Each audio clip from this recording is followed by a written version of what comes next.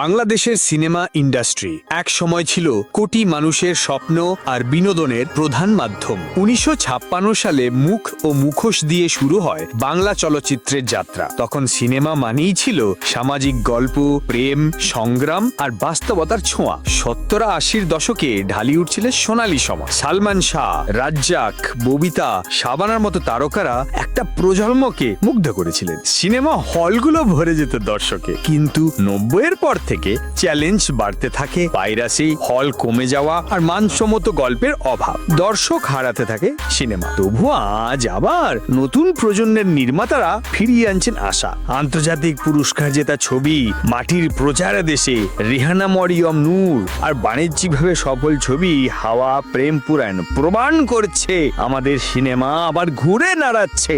বাংলাদেশে এই সিনেমা শুধু বিনোদন নয়, এটা আমাদের সংস্কৃতি, আমাদের পরিচয়। আর সেই পরিচয় আবার ফিরে আসছে নতুন রূপে।